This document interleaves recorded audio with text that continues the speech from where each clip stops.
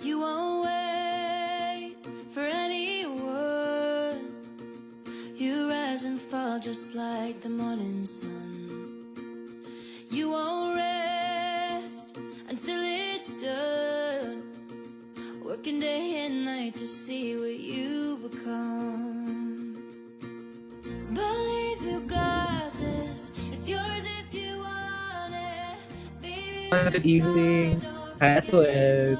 Good evening, everyone. Ayan. Wow, ang lipstick ko. Hindi nga halata. Parang hindi halata. Ano lang to, lip gloss lang to. Nahiya pa ako eh. Kasi baka tamanaw ng kidlat. Ay, May pa-weather wag report. May pa-weather report kasi dito sa Bataan ngayon, alam mo naman, may thunderstorm advisory. Yan. So, dyan mainit. Dito po, Tito Boy. Dito po, Kabayan. Kabayan? Hindi mo lang current tabela. Mainit din dito. Oo, yun yung Oo nga. nagbi-blink-blink na. Huwag sana tumuloy. Medyo mainit lang. Medyo humid lang. Dito sa Luna del Norte. Northern Mindanao. Oh, inuulit talaga. Pero hello guys, welcome to another episode of Books and Chicas. Bago namin makalimutan ulit yung introduction, gagawin na namin ngayon. So, hi guys, And I'm I am Wen. Richard. At hindi na natin papatagalin pa. Hala, yung Tagalog ko. Miss ko tayo tonight. And siya ay isang educator, isang professional tarot reader, at isang branding consultant. Her comic book, The Lolita Chronicles, Beauty and the Beast Mode, was cited by Spot.ph as one of the 10 must-read funny books written by Filipino authors. Her works have appeared in the National Book Development Board's Bookwatch Graphic Lit issue and fiction anthologies such as Estranged, Just for Love, Tailcraft, Kilig, Community, and Deus Ex Machina. Dami, di ba? Tapos, her love for all things French inspires her to write stories set in France, or those with French or French-Filipino protagonists. Among her Francophile stories are Oil is Fair, In Love and War, and her self-published works And You Shall Be Found, And You Shall Be Silent, And You Shall Be Iconic, and A Dark Awakening. So, everyone, please help me welcome our special guest for tonight, Miss Chris Marie. Hello, good evening. Bonsoir. Wow! Ganap na ganap agad. Oh, di ba? Starting Good evening po. And welcome sa ating Books and Chicas. Good evening. Happy to be here. Thank you for having me here. Ayan. So, also, good evening din sa lahat ng nanonood. Oh, andyan si Fritz. So, siya yung nga missing pala, piece natin ngayon. Dahil Pagaling masama ka, kasi ang pakiramdam ni Fritz. So, although hindi natin siya kasama dito sa live, nandiyan naman siya sa comment section. Makikipagkulitan pa din siya sa atin. Yes. So, let's go first to the first question for Miss Chris. According to meteorology, Grabe. charot lang. Kamay sa dibdib. Kinabahan ako. Baka biglang may iba talaga yung question. Di ba? Okay. Nandamay pa talaga sa kaba. Pero ito, serious na. Miss Chris, what inspired you and your love for writing stories? And how did your love for Paris, France, or France in general Okay. begin?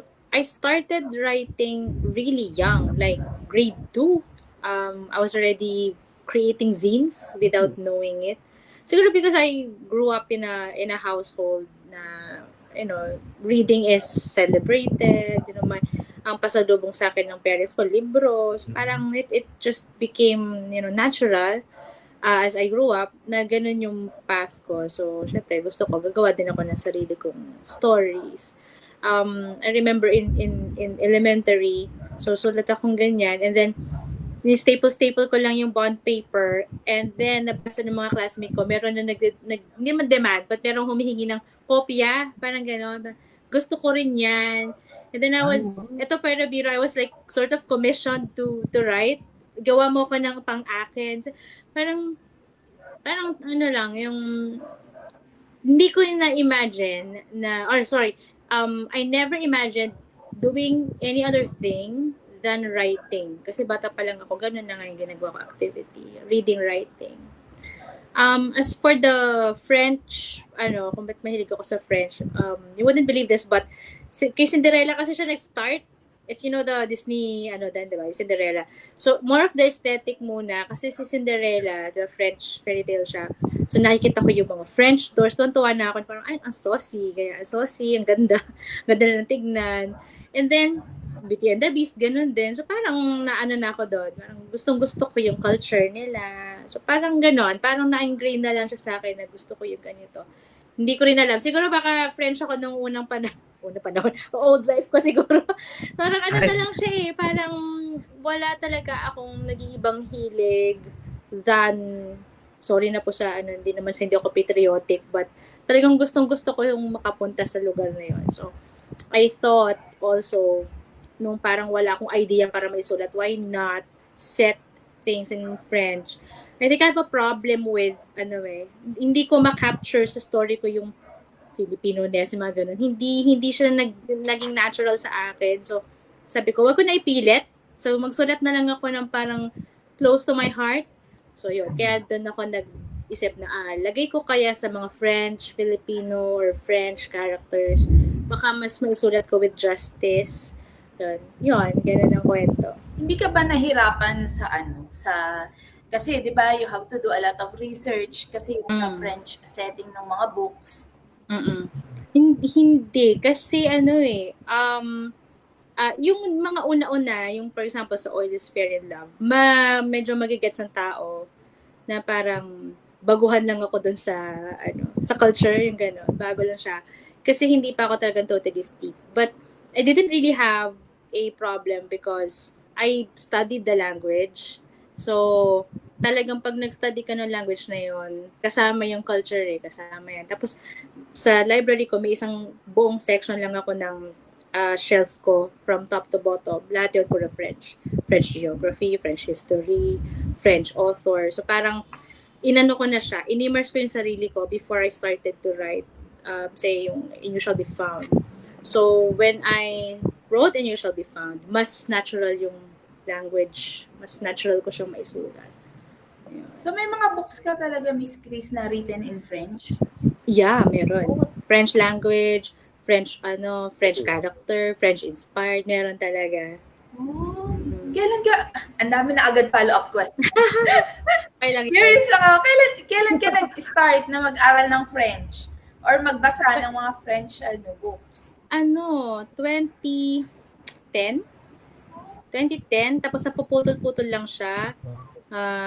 Tapos nung parang sineryoso ko na siya 2020 before the pandemic, tapos nagtuloy-tuloy na.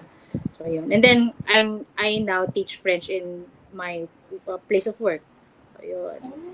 So na din siya? Parang naging career mo na rin siya?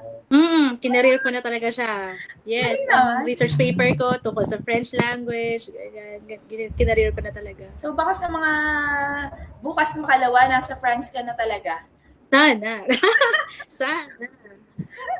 Ay, Meron manifest. akong meron kasi ako mga sinusundan na authors na ganun din yung ginawa nila. Parang na-inspire din ako doon. For example, si Kate Moss, not sure if you're familiar with Kate Moss. Si Kate Moss, may trilogy siya na nakaset sa France. Tapos ganun din siya, may mga cultural tidbits, may mga language din, foreign language na nakalagay. Tapos naisip ko, sa Philippines, parang wala pa naman ganyan. So, parang okay lang sa mga French yun Yung may Amerikano, for example, sulat siya tungkol sa amin. Gano'n. Hindi sila na-offend, I think. So, sabi ko, pwede ko maging brand yun. Pwede sa Philippines, ako yung Francophile author. Parang ganyan. So, yun. Kaya talagang, yun, tama. Kinareer ko na siya. Tama si Wen. Galing naman. Actually, sabi ng ating mga readers, yung mga recent books mo daw have this classic cinema and noir atmosphere. So, how do you set this air of mystery in your stories? Ini-imagine ko talaga siyang pelikula. How did I get to that style? Nung nakapanood ako sa Netflix, Marianne, which is also French, Marianne, horror. and Haunting of Hill House. Haunting of Hill House, like, talaga may model for it. Kasi yung Haunting of Hill House, para every episode, para siyang may cliffhanger. Tapos, halimbawa, natapos sa isang eksena na nagsara ng pinto yung character. Yung susunod na scene, nagbukas ng pinto, yung may continuity, parang gano'n. Sabi ko, what if gawin ko yan, yung style na yan, pero sa chapter ng libro ko. So, when I wrote yung AYSBF, may gano'n parang, halimbawa, chapter 1 or chapter 2, ito yung ending. Pero yung kasunod nun or katuloy niya, lalabas pa ng chapter 3, chapter 4. So I treated my work or my works as para akong nagsulat ng pelikula, parang ganyan. So, inimagine ko talaga siyang pelikula. So when I got the comments na para siyang cinematic, sabi ko, yes. Yes, kasi na-achieve niya yung intention ko talaga na para kang nanonood ng sine. So, did you have training ba para ma-achieve yung ganyang way of writing, ganun? Yung paano ka magsulat not really. Kasi na lang siya talaga observation. Pero I've had workshops before. Nung bago-bago pa, like 10 years ago, more than 10 years ago, nag-workshop na ako dyan. Pero kung paano ko na sinulat ngayon yung novels, I think combination na siya nung nag-observe na ako ng mga yung mga gusto kong panoorin. And then pumili ako ng this is how I want my stories to be written. So kumbaga sinat-study ko na siya sa part na yon. But the basics, the foundation, yun, workshop ko talaga sila.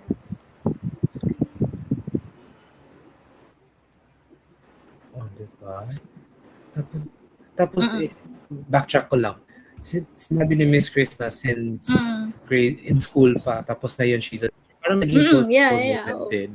Tsaka meron, if you may, meron ako anecdote na parang naisip ko talaga na may convincing power ako. Pwede kong maloko yung yung tao through a story. May ganun akong power. Kasi yung grade school ulit, so parang grade 3 naman ako. Usong-uso before nung 90s. Nasa 40, okay? So, uso nung 90s, yung magpa-diary. Okay? Diary ka, like every day, it's a writing exercise. And then after a while, na-bore na ako dun sa sinusulat ko na like, manonood ako ng Xena the Warrior Princess, Hercules, ulit-ulit siya, no? Naglaro ko ng patintero. Na-bore na ako. And then, that was also a time na uso pa yung Mara Clara. That's the longest soap opera. But before the Batang Quiapo, di ba? Longest soap opera siya nung panahon namin. So, naisip ko, gawin kong may spice yung diary ko. Di ba dapat diary supposedly tunay na buhay? Yeah. Nabuboringan na ako sa buhay ko. Gawin ko makulay. So, nag-invento ako ng pinsan. Wala akong kapatid kasi. So, I invented the pinsan. At that time kasi, wala pa ako like pinsan talaga na kaedad ko eh. So, nag-invento ako ng pinsan. Ginawa ko na pangalan, may profile, anong edad, anong nickname. Tapos, in-incorporate ko siya ngayon sa diary ko. Hanggang sa every entry, yung may conflict kami na una nagsimula sa bangayan sa toy, naging away na sa assignment. Sabi ko, sige, dagdagan ko pa ng conflict hanggang sa, na siya, alarming na siya, na nagtapunan na kami ng orange juice sa assignment. Tapos, yung advisor, yung homeroom advisor, tinawag na niya ako, sabi niya, are you okay? Are things okay at home? Medyo natakot na ako doon. Sabi ko, ay, okay lang, ma'am. Okay lang, ma'am. We're okay. Good na kami ni Gloria. Gloria yung pangalan ng pinsan ko na imaginary. So, after that, parang sa ko, titigil ko na, babalik na lang ako sa boring na story.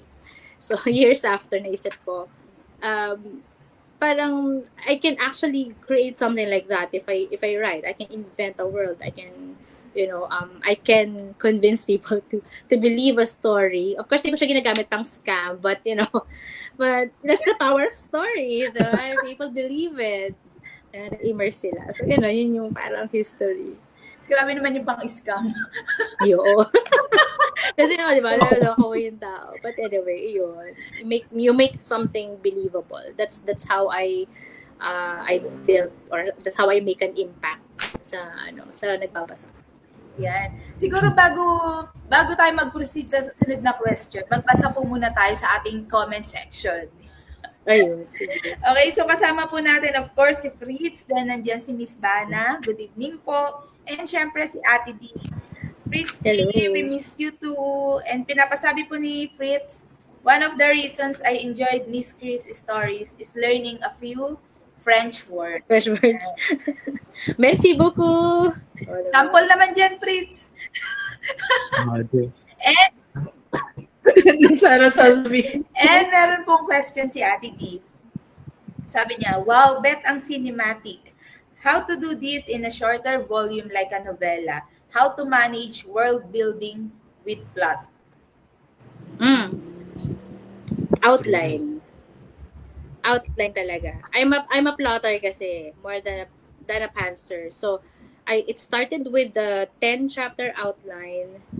Yun nga, nasa isip ko lang siya. So even before ko siya na-outline, tumatakbo na sa utak ko yung kwento.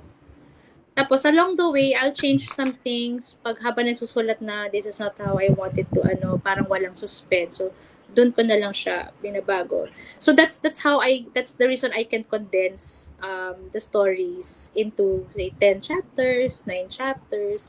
Kasi meron na akong constraint na ito lang. Basta kailangan lang doon may beginning, middle, end. So kung tapos saka ko i-apply yung sinasabi ko na dito sa part na to, dito ang cliffhanger. May description ako dyan. Yung susunod dyan dapat pwedeng karugtong siya nung sinulat ko doon sa second chapter, pero ibang eksena siya. Pero example was in my novella, may nilagay ako na ano ba yun?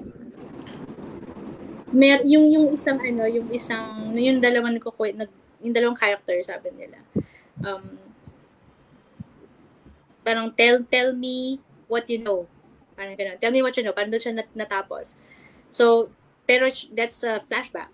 So, ang ginawa ko, dahil flashback yun, I wanted something na parang yun nga, cinematic, or I want something na magtitickle yung minds ng readers.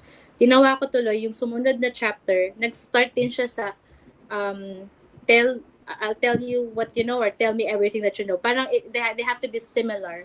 They're similar, but they're not from the same, they're not the same episode. So I guess kaya napadali sa akin yung paglalagay ng plot twist kasi ganun ko na nga ginawa yung style. So yun, but to answer the question, mag-outline ka dapat.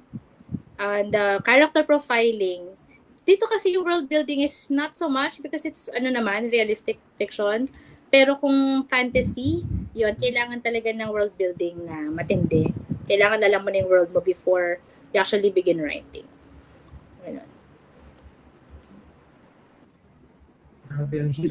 It's so hard to write stories in themselves and develop the characters and the plot, and then you add in the thrilling plot twists, and then the atmosphere of the books are a character of their own, and you are able to do that in a novella format. Actually, nag-stem siya sa liability or a weakness of mine. Kasi ang laging comment sa akin, even when I was younger, when I write, say, paragraphs, essays, very straightforward daw. So, ganyan. And then, even when I joined workshops, ganun din. Ang common na comment ay, pahabain mo to, describe the scene more, which was something I didn't wanna do, or parang dagdagan mo ng research, dagdagan mo ng detail. So, ngayon, parang naisip ko, baka I can turn that weakness into a strength of mine. So, if you notice, hindi naman ako nagsusulat ng mga voluminous talaga. Kasi weakness ko talaga siya. Parang hirap akong pahabain. I want something talaga na ko. So, I also made it like parang signature ko na lang. But kung may challenge ba ako na gumawa niya, say, bawa, kung mag-take ako ng workshop ulit, sabihin sa akin, kailangan ko ng 40 chapter novel, mapipilitan na akong expand. Pero, it stems also from a weakness na ito yung mas kaya ko isulat, mas maiksi. So, doon ako nag-build na yun ng style. Ay, ang ganda. Ang ganda nung ginawa mong strength yung Mm. weakness. Tapos ang ganda. I've actually read yung And You Shall Be Yeah. Found. At ang ganda talaga, ang atmospheric talaga ng novela. And it proves just how well a writer you are. And then with this interview, I learned that you are an educator. So, paano ba yun, Miss Chris, na parang paano ibabalance yung storytelling while also educating the reader? Kasi, especially ngayon, it's very important to analyze and critically think Mm-mm. about stories or in general lang po. You know, when I read that question, nag-isip talaga ako, sabi ko, oh my gosh, how will I answer this? Kasi it when I write, I just have the intention to write the story. Yun lang yung parang, okay, I want this story, this is the story, this is how it's gonna end, and yun lang ang gagawin ko. Now, if the readers find it, say, entertaining, or meron silang natutunan, parang bonus nila, but wala sa akin yung intention na kailangan matutunan nila ang ganito. Yung mga theme, yung mga gano'n, I was schooled in the thought na hindi lahat ng stories kailangan may moral or kailangan may lesson. So, hindi ako consciously naglalagay nun. But if there's something they learn from it, like for example, yung mga nagre-review ganyan, bonus sa akin. Parang, oh, salamat. Diba? Miss Chris, kasama din po natin sa comment section at nanonood. Kasama, ano ba? Nanonood. Wait lang. Nabulol-bulol na. Nanonood din po sa atin si Miss Kat of Akdang Pinoy. Hi, Kat. Cat on the Jellico ba? Tama ba? Hello. On the Jellico. Yeah, sinusunod ko siya. Yes. Ayan. Sabi nga po ni Kat, dream genre ko to write is thriller. Pero parang hindi ko kaya. Kaya salute to you, Miss Chris. Ay, thank you, Miss Cat. Ay, grabe. Sabi din po ni Fritz, the first book I've read from Miss Chris is And You Shall Be Found. It's dark. I only found out that she wrote a few romance stories. I'm curious, Miss Chris, what made you shift from rom-com to noir setting? Ano, wala, na-bored. Hindi naman sa mali sinabi ko. Mali. Hindi po rin rom-com, ha. Nasa puso ko ang rom-com pa din. Tawa tuloy ako. Sabi ko sa inyo, chill lang tayo dito. Naku, baka may magalit sa akin. Ako yung parang, kailangan ko ng parang, Something new. Kumain ka. Something new, okay. Parang, okay, wala akong masyado inspiration na, sige, palitan natin. But I still enjoy writing rom-com. In fact, nag-iisip din ako na magsulat ulit ng bago. Kasi sobrang puro, diba? Puro dark, puro crime, ganun. So, kailangan ko na, iba na naman. So, mag-shift na naman ako sa rom-com. Parang palit-palit lang. Ayun. Pero constantly, pag rom-com talagang kailangan, medyo, you're in a very, very good place, I guess, for me to write it.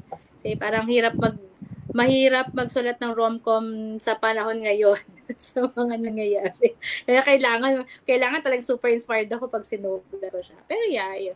Nag-vary lang ako sa dalawang yun. I haven't really left that. Kasi may sci-fi. Ano ba yun? May sci-fi. Bakit sci-fi yung sinabi ko? May sci-fi din ako sinulat. So parang, ayun. Ano bang ko? I can try any genre naman. O kung kaya. Meron, mas gusto ko sabihin na meron akong genre na hindi ko kaya isulat. Parang gano'n. O hindi ko masulat. Pero, for example, kaya kong magsulat ng, yun nga, sci-fi. I tried. Pero I'm not that so great with sci-fi. Talagang sasabihin ko na yun na hindi ko kagalingan talaga. Kumbaga, saling ket-ket lang ako sa Deus Ex. Parang nagsulat lang ako doon, saling ket-ket pa. May comedy pa, so hindi ko kaya mag-hard sci-fi. Hindi ko kaya magsulat nung like, may action scenes. Yun, I can't. So, may mga ganun.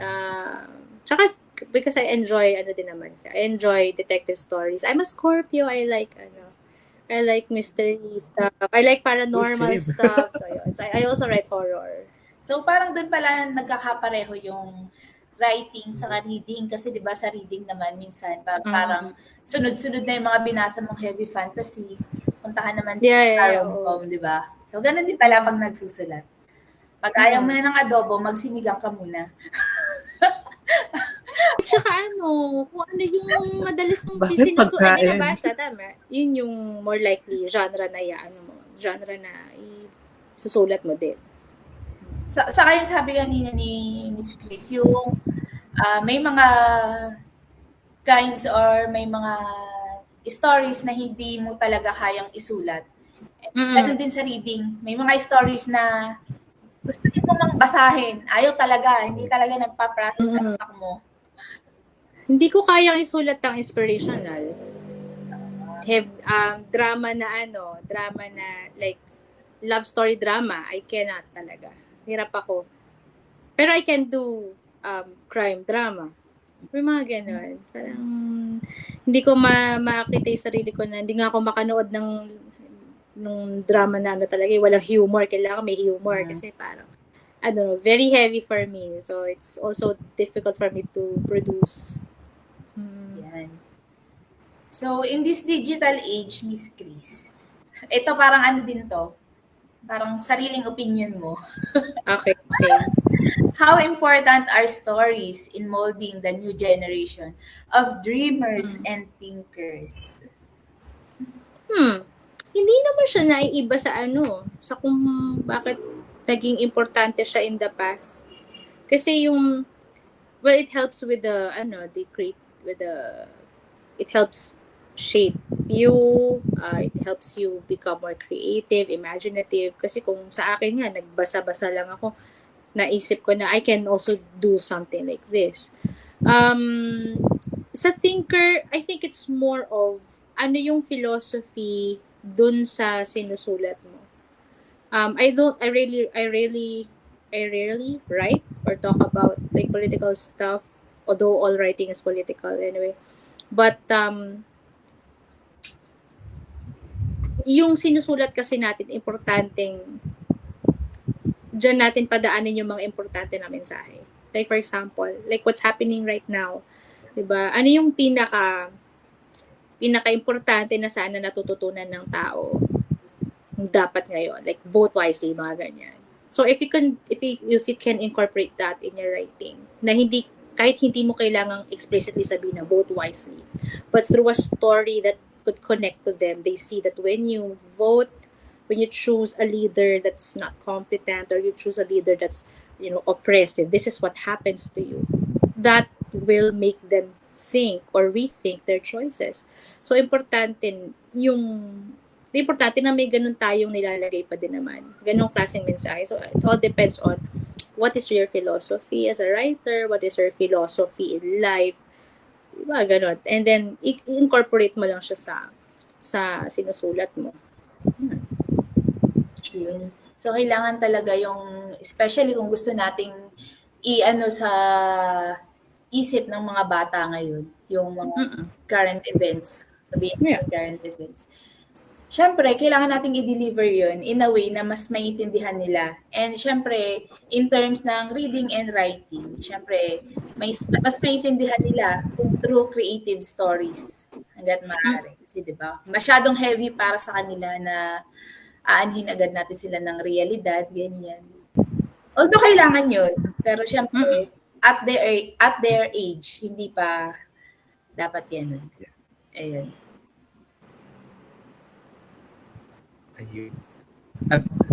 Before we proceed muna sa next question, basahin ko muna yung comment section. Sabi ni Tita D, sabi nila, write what you want to read. Which of your works are you proudest of? Or which one brought you so much satisfaction when you finished writing it? Nagtatay siya pwedeng tay, dalawa. Okay. So the first one is syempre yung pinaka nakilala ko, You Shall Be Found. Matagal na ako nasusulat. So I started in the publishing like 2014, 2015. But that was the very first, and You Shall Be Found was the very first novella I finished. So it holds a very special place in my heart because it was the first book I completed na ganun na ng length. Kasi na hindi ako makatapos So lagi akong parang I'm gonna finish this. I had a lot of works in progress. So when I finished that, I was very, very proud of myself. Okay na sa akin yung nakatapos. But when people started liking it, and una ko siya nilabas sa estancia, it was a paper cat books event. Sold out siya like 15 or 20 copies in an hour or so. Naubos siya kaagad. Tapos sabi ko, wow! Ayun pala yung feeling na may sarili kong libro lang talaga. Hindi siya anthology, hindi siya ano. Ako lang talaga gumawa from cover to cover. Printing lang ang hindi akin. Sabi ko, yun pala yung feeling nga. So, yun. Plus, ano ba? Story-wise, actually, story-wise, hindi nga siya perfect. Kasi, kumbaga parang, I could have made it better pa. So, in terms of the stories, the recent one I released, yung A Year of Silence and Solitude. Yun naman ang gusto ko. For those who have not yet read it, it's a compilation of, it's a digital zine na may 18 stories of survival. It's about violence against women as well. Proud ako naman sa kanya in terms of how I was able to do all those 18 na iba-iba sila ng style. Hindi siya, like, iba yung ginawa ko doon sa first, iba yung ginawa ko sa second. Meron lang silang nagbubuklod na kailangan lahat to short. Kailangan walang lalampas ng 1 page. Kailangan 100 to 150 words lang. Pero iba yung perspective. Merong perspective ng bata, matanda, pusa. Okay, may mga ganon. So, proud naman ako sa kanya because talagang na-challenge ko yung sarili ko sa craft na kailangan maganda to. I wanted to experiment. So, yun. So, I also wanted to read a lot of works na may ganong experimentation. That's why I like metafiction. May mga ilan-ilan akong books na may metafiction. If I could, siguro, cite one, yung The Revolution According to Raimundo Mata, ni Gina Apostol, yun, metafiction yun. So, yun, mga ganon. Gusto ko yung hindi conventional storytelling. So I want to see more experiments in storytelling. Kaya as a writer, ganun din. Gusto ko rin siyang itry sa sarili kong gawa. Parang sa pagsusulat ng mga nobela, minsan may isip mo, parang mas mahirap sumulat ng mas short na story kasi kailangan mong ipasok lahat doon yung gusto mong ikwento. Tapos parang sapak na sapak yun. Ay, kung makakabigay ako ng tip, halimbawa ganyan, kasi since nabanggit mo na yung kung kailangan pasok na pasok lahat, my tip for those who want to write yung mga short lang, pero may impact, pumili ka ng moment. Kasi yung novela ko, I started with one moment, yung prologue na nasa bar lang sila tapos nagagalit siya sa nanay niya. Kasi yung nanay niya sikat, siya hindi, katulad niya yung nanay niya, and ayaw niya maging katulad ng nanay niya. Hindi ko pa buo yung pinakakwento doon. Yun pa lang. It's just a scene in a bar. Then I wrote it.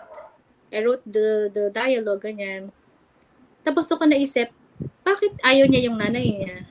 Pero at the same time, namamarvel siya doon sa sikat yung nanay niya, yung gano'n. Parang hindi siya mahiwalay sa nanay niya, pero nagingit-ngit din siya sa nanay niya. It's a very complicated situation. So, doon ko siya pwedeng i-expand per chapter.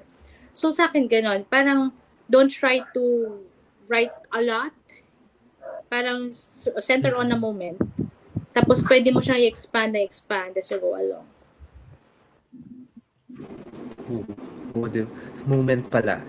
Yung parang perfect timing or positioning na talaga. Tapos, you build on that. Ooh. Before we proceed, I want to say hi to una sa ating viewers, si Tetol from Book Chicas. Hi, Tetol. We have Just Villanueva. Hello. And of course, we have our former guest din, si Nakita sa book sale pero Hi, hindi Neil. si Neil. Binasa ko yung buong muna, yung buong niya. Hello, si Neil. Tsaka Hi, si Neil. Tetol. Si Tetol nagbasa nung A Year of Silence. A Year of Silence and Solitude. Yes. Ayun. So, yung question ko, Miss Chris, since nasabi mo na you have to create this moment or center this moment in a particular point in the book. What book recommendations do you have that portray this sense of, kasi ang effective talaga ng plot twist dun sa nabasa ko. Isip tuloy ako, parang ang hirap mag-isip kasi kailangan short. Kailangan short.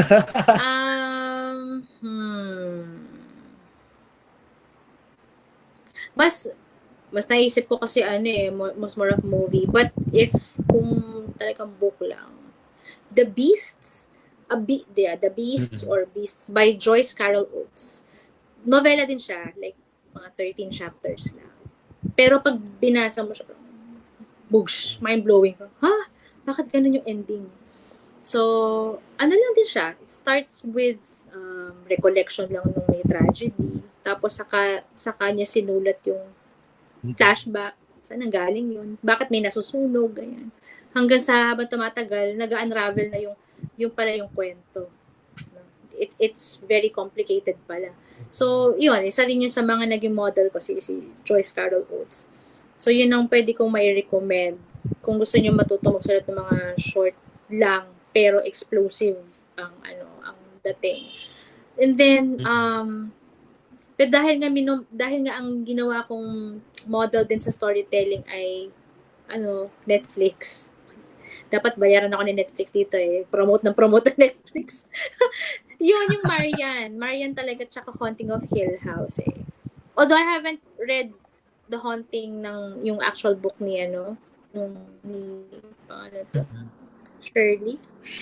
Shirley Jackson. Oo.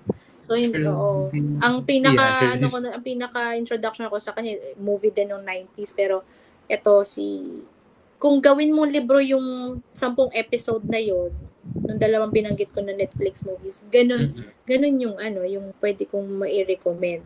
Pero kung sa books, yon, The Beasts by Joyce Carol Oates. 1970s pa yata pinublish.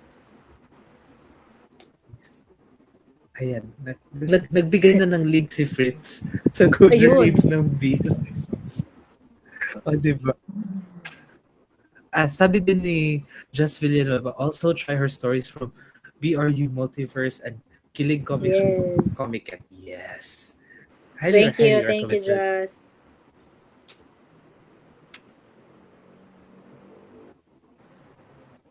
Ayun. Meron pa ba? Ate, may question ka ba? Baka kasi may babasahin ka. Kaya tinitignan din kita. Kasi di ba kanina nabanggit din ng audience na nakapagsulat ka na ng rom-com. Char na tumawa. Nakapagsulat ka na ng rom-com. Then syempre yung mga thrillers, mga parang mga film-like na stories. So ano pang other stories yung gusto mong gawin? And baka may share ka sa amin about sa mga future projects mo. Anong gusto kong gawin pa? Fantasy. Kasi ang hilig ko naman magbasa kaya lang, hirap ako sa world building. Time travel also. Kasi 'di ba, kumbaga sa mga sinulat ko, weakest link ko ang sci-fi. So, no dati may workshop kami nag-attend ako ng isang workshop sa Ateneo. Ang nagtuturo pa sa amin si Edgar Samar. So, nagpasa kami ng story, ganyan, parang ito yung draft, ito yung idea. Sabi niya, pag ito nagawa mo, kailangan tama yung physics of it. Yung mga ganun siya physics of it. Kaya. So, binanggit niya yung word na physics and I got lost. Yun. So, parang, ang hirap. Akala ko kaya kong magawa lang ng basta time travel, bumalik ka lang. Tapos parang, hindi pala, may ano pala yun. May science behind it. So, I had to be very careful. So, feeling ko noon, mahirap. But if I would be given a chance to go back on that manuscript, gusto kong gawin ulit. Kasi may material ako sayang. Tapos yun, fantasy, pa ba? I want something na magiging multi-dollar. I want something na multi-dollar yung balik sa akin, bestseller, gano'n, keme-keme, diba? Hindi ko kaya magsulat ng yung mga self-help, nahihirapan ako, pero yun ang papaldo ka doon yung mga self-help. So, pero hindi ko talaga masustain siya, nahihirapan ako. So, yun, pero kung kaya, diba, why not, coconut? O, diba? Totoo lang tayo dito. Siyempre, hindi na pwedeng sulat ng sulat. Kailangan kumita din ang ating mga... Oo naman.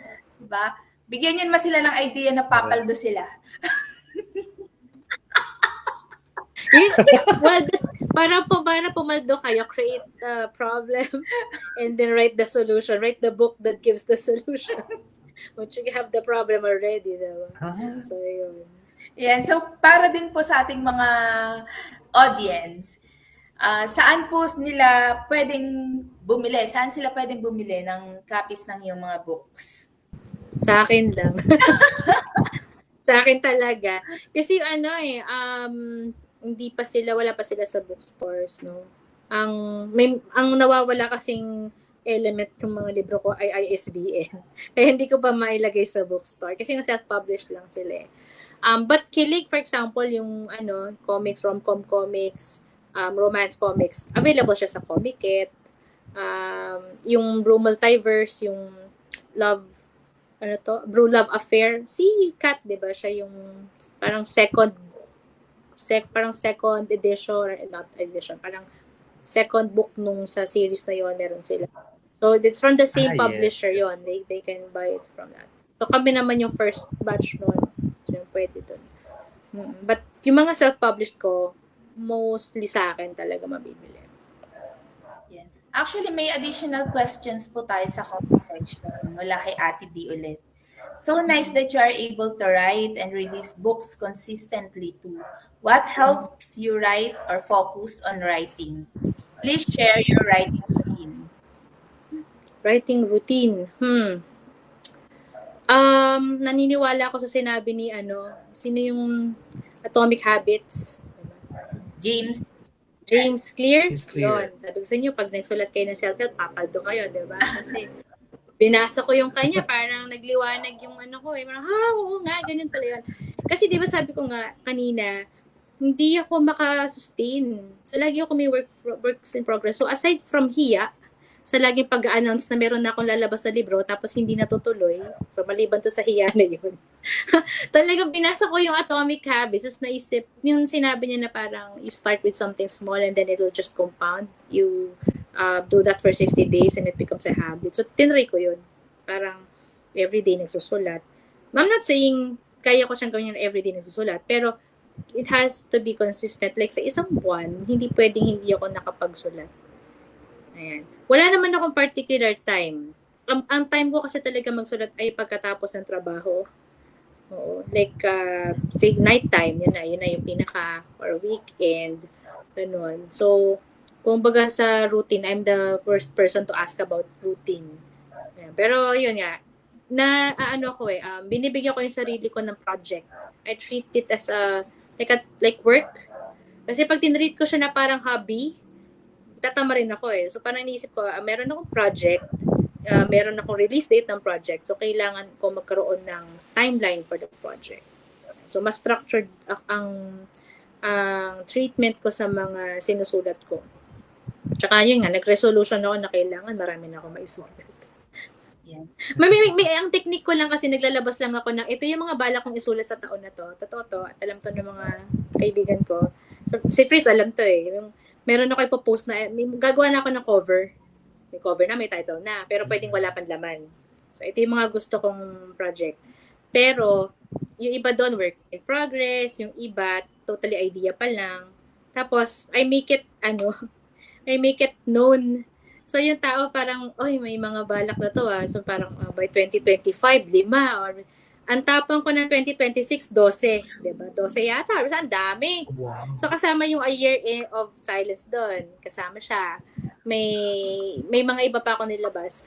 So, di ba yung yung dapat wag mo ilabas yon kasi parang it sets the precedence, or it sets the expectation. Tapos pag hina-break mo, hindi mo na-hit, parang disappointment. Ginagawa ko siyang, that it's for me. So, para may accountability ako. Sinabi kong ilalabas ko to, accountable akong ilabas, mapipilitan akong magsulat. So, pwedeng hindi ko ma-follow lahat nung 12 or lahat nung 10, pero kailangan, say, kahit 3 doon sa nilabas ko, meron. So far, nakaisa na ako. Meron pa ako ipangalawa in the works. So, dapat nung ipangalawa, by July, meron na. Or August. Tapos mo na siya. So yun, isang tip pala yun. Kailangan nyo make it known para kahit papano, ma-pressure din yung sarili mo na ikaw ay may commitment na kailangan mo gawin, di ba? Parang pag sinabi mong magda-diet ka, kailangan mo siyang Oo, magda-diet. Ay. Dapat nagda-diet ka. Ba't may pag-atake? na personal. May isa pa pong tanong ulit si Ate D. Yan, madami pa naman tayong time. May 14 Oo, minutes kaya ka tayo. Huwag sanang mawala ng power. Are you working on producing stories in another format like graphic novel or screen adaptation, since sabi nga nila parang film-like yung mga story? Film, wala pa. Pero pag may opportunity na i-pitch ko siya, pwede. So, mag-aaral ako kung paano ko siya isulat. Parang gano'n.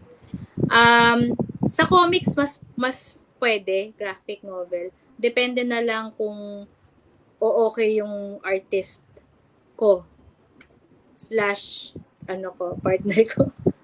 Kung pwede sa schedule niya. Yun, makakapag-produce kung gusto ko. Parang nakaka-excite yung graphic novel. Mm-mm. Tapos something Totoo. dark. Dark horror siguro. Kung mag-graphic novel ako, mas more of horror. Tapos, tanong din ni Fritz, what's the most surprising feedback you've received from a reader? Ayun. Most exciting feedback. Kasi dahil uniform ang feedback nila, yung hindi nila ine-expect na ganun yung ending or ganun yung plot twist. Parang halimbawa ko, sinulat ko siya, sa isip ko, okay, magandang plot twist to, medyo kakaiba. Pero hindi ko iniisip like, ay grabe, sobrang matutuwa yung readers ko dito or sobrang mababago buhay nila dito. Walang ganon. So, when the comments, when I received the comments na parang, my God, mga ganon, my God, hindi ko ina-expect yung ending, my gosh, parang kinilabutan ako, may mga ganong effect. Yun ang hindi ko ina-expect. Natuwa, sabi ko, talaga ba? Hindi pala yun, hindi pala usual sa kanila makabasa na gano'n. Again, I just write what I want to write. Wala akong parang, I will try to manipulate their feelings. Walang gano'n. So, nung lumabas yun, parang nagulat din ako, ang galing naman. Ang galing naman na yun yung na-feel nila. Yun. So, yun, I guess, ang pinaka magandang feedback na na-receive ko. Yung nagugulat mo yung mga readers na mismo. Oo. Yung parang sabi nila na hindi ako ito pala yung natulala ako ng isang araw or maybe a moment. May ganun may nag-review na parang after ko mabasa to, parang tulala ako na ilang araw, natigilan ako, dami ko naisip, yun pala. Parang naisip ko, ay may ganun. May ganun pala effect. Kasi may mga stories na minsan pag binabasa mo, akala mo alam mo na yung magiging ending. Tapos pag nandun ka na, ay mali, wow, mali. Siguro din parang, well, hindi ko siya binigyan hindi ko siya iniisip na parang malaki yung impact. It's just that, because I drew from sources, nag-research ako, tumingin ako ng mga news about it. So parang, in this world na ang daming abuse na nangyayari, hindi ko naiisip na, yung may mga ganito na nakakashock pa pala. Akala ko parang desensitized na tayo sa ganun Hindi rin Parang, when this happens to you, iba ang effect. So yun, I guess, yun ang yun ang masasabi kong strength ko siguro. So far sa nasulat ko ay if I could write something that has a lasting effect on the reader, na tipong masisira ko buhay niya pagkabasa niya. Yun, gustong gusto ko yun. Kahit may pinapatanong si Fritz. Ano? Yes, may pinapatanong si Nakakaba naman. Hindi ko nakikita eh. Kasi nga, sabi ni Fritz, namimigay ka daw ng digital Mm. copy ng zine na A Mm-mm. Year of Silence and Solitude. Can readers still avail of Oo that naman. copy Yes, oo naman. ba daw? Anytime. these days? Hanggat hindi ko pa siya piniprint, hanggat hindi ko pa siya Oh, so we piniprint, pwede pa. So, paano sila maka-avail po? Ano, sa akin. Mag-PM sila sa akin. Mag-PM sila sa akin kasi it comes with the password also. Siyempre to protect. So, kaya para maibigay ko yung password. yeah. Oh, so, yun guys. Sulitin nyo na habang hindi pa siya napiprint. Pero ano yun 18, pero kailangan you brace yourselves dun sa 18 kasi pag na-trigger yung trauma, baka meron kayong experience sa ganito, 'di ba? Kahit naman ako meron akong dinraw from my own experience. Ginawa ko lang iba yung tauhan, yung mga ganyan. So, it's also kind of difficult to read. So, I suggest don't read it in one sitting. Siguro, unti-untiin nyo, lalo na kung meron kayong pinagdaanan na gano'n din. Sige guys, if you want a copy of A Year of Solitude and Silence and Solitude, ayun, just PM Miss Chris Murray. Eto, may question pala akong naisip. Kasi curious ako, mahilig si Miss Chris magsulat ng short, ng novellas. Tapos may explosive na plot twist. I'm curious, Miss Chris, are you open to writing a series of thrillers or mysteries? Tapos may ganyang, may explosive plot twist in each. And how do you work Meron around that? actually yung nag-start siya dun sa diba, sa And You Shall Be Found. Tapos that's the plot twist sa akin na hindi ko nakita. Mas nag-stick sa tao yung secondary character or parang the other character, the detective. Kumbaga, hindi siya yung main character, pero siya yung nagustuhan ng tao. So parang, okay, I did something here. Tapos, yun din yung natandaan ng iba. So, tinitignan ko yung parang nagsasurvey ako sa mga feedback na yan. Kaya I thought, why not create the series na Inspector Picard series? Kaya lang, if I do that, kailangan ko nga i-sustain yung gano'n na dark and may mystery ng konti, na may drama. So, medyo mahirap siya. Mahirap siya sa part ko kasi nga hindi naman ako nagsiseries talaga eh. Nahirapan ako. Kaya yung second, I experimented on the second Inspector Picard novela. Ginawa ko siyang like crime talaga. Crime. Hati yung naging hati yung review. Some people liked it, some people didn't like it.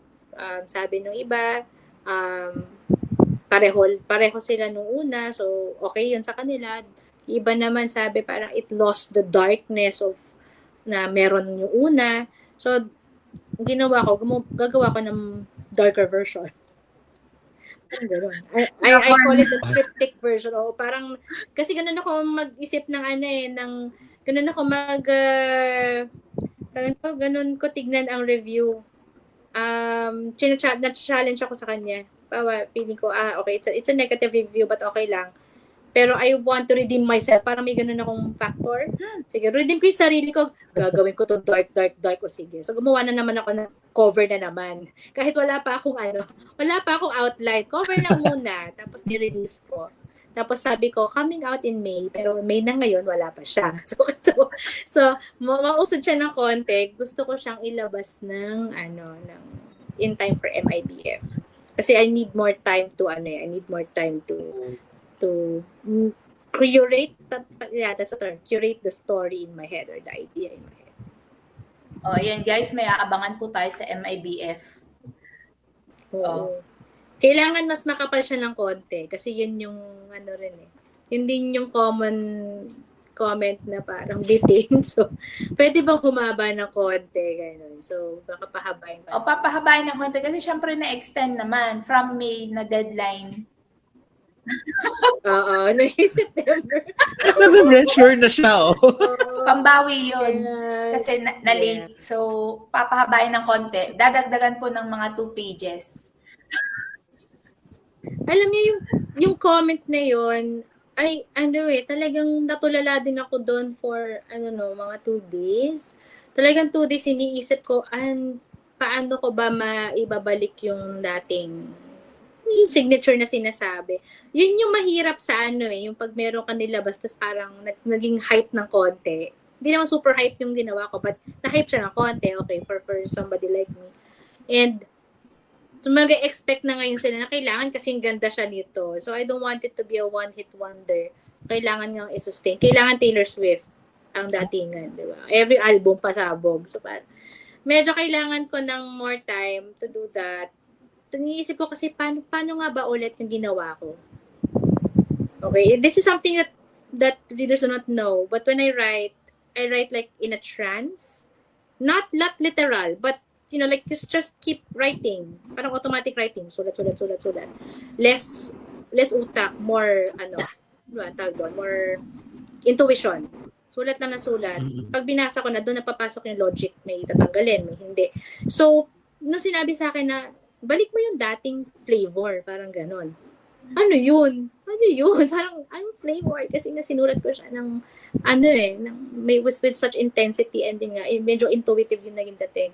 So, binasa ko muna ulit yung ginawa ko. Saka pinag-compare. Then nag-meditate siguro ako ng ilang araw. Yan. Hanggang sa, okay, alam pa ni sinasabi niya, kaya ko ibalik to. Saka pa lang ako gagawa ng kwento. So, meron din talagang parang may pressure din sa mga authors na yung current na hype, so yung mga susunod mo stories, hanggat maaari, sa either malagpasan niya yun. So, medyo, na lang, syempre, hindi naman kailangan magpa-pressure, pero sa akin, parang, challenge keeps me on my toes. Keeps me on my toes, na wag maging lenient, parang wag kong i-push ang isang proyekto just to beat the deadline kung naman, 'di ba, masasagasaan ko yung quality or yung the brand ko, signature ko. So, yun. It was a lesson for me as well. Yan. Okay, time check, 8:57. Pero meron pa tayong mga compliments para kay Miss Chris galing sa ating comment section. Wow. Mostly galing kay Fritz. Sabi niya, I miss Inspector Picard. Agree sa lasting effect. Her stories leave a mark talaga, Nax. Wow, Nax naman. Highly recommended. Wow. Grabe ka na. 5. And galing po kay Tetol, yes, agree. The stories are compelling. O yun. May additional questions ka pa ba, Chard? Kinall out na ako ni Fritz. Parang boy abunda daw nagtatanong. Baka may index card yan. Ay, tapon. Ayan, kung wala nang questions from the audience and wala nang questions kay Richard, very formal. Okay, dadako na po tayo sa ating announcement. So, Miss Chris, may mga i-announce ka pa ba regarding sa iyong mga future projects? Meron akong tinatapos na libro. Wow. Pero hindi ko pa pwede sabihin kasi may sort of NDA So, pero pag natapos, release ko na. Ano pa ba? And ngayon, naka-center ako sa poetry. Back to muna ako. Roots ko sa poetry. So, may isang lalabas by July. Pero syempre, baka digital lang yun. But I'll try to have it in print. And then the darker version of, I call it the Black Triptych edition of And You Shall Be Silent. So that's also coming out this year. Yun yung in time for MIBF. That's it. Yun pa lang muna. So yung iba, hindi ko muna i-mention. Kailangan sure ako na lalabas. Pero I might hold, this is not writing related, but I might hold a free author branding workshop also. So if you're interested to know how author branding is done, mahilig lang ako mag-freebie, alam niyo naman. Ayoko talagang palagastos ang tao. So yun. So you can siguro wait for further announcements on when that's happening. But most likely June. Yan. Most likely June siya. Yun guys. So, para sa mga ulitin ko lang, para sa mga gustong bumili ng books ni Miss Chris, you can buy books directly from her. So, send her a message.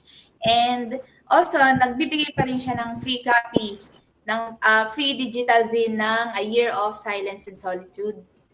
Okay. So, thank you again, Miss Chris. Thank you. Miss Merci Chris. mille fois. Ayun. O, di ba? Oh. Diba na Sagutin mo, ulit? Chard. Wala akong pagsagot. Ganyan. Si Katie ay magaling mag-French. Katie sa Bookchicas, tama ba? Kasama niya siya sa Bookchicas. Bukchika si Katie Keith. pala. Yes. Native speaker talaga yun. So, sa kanya ako natatakot kasi native speaker siya. Pag naging libro ko, malalaman niya kung may Go, ito. Chard, sa Books and Chicas. Ayun. Sa Book Chicas. Ayan, for Book Chicas, we will have our May Book of the Month discussion this coming Saturday na. Tapos, since we finished our book tour for A Year of Silence and Solitude this month, watch out for our next book tours for the month of June in our social media account at Book Chicas PH. Ayan, Ate Wen. Wala. How about you guys? Ate Wen? Wala kami masyadong announcement Ay. ngayon kasi nga, di ba, nag-ano kami ng operation. Wow! Nag-stop muna kami to accept yung sa aming pasabay service. Pero actually, bago ako mag-in dito, nag-ano ako ng books. Nag-aayos ako ng books yung recent shipments. Yun. So, wala naman masyadong announcement from us. So, yun. Once again, guys, thank you so much sa mga kasama nating manood ngayong nakasama nating nanood sa atin ngayong gabi. Salamat Yes, sa lahat. thanks, Miss Chris. Thank you so much. Thank you, Miss Good night, Chris. everyone. Thank you. Good night. Good night, everyone. See you next the month. next episode.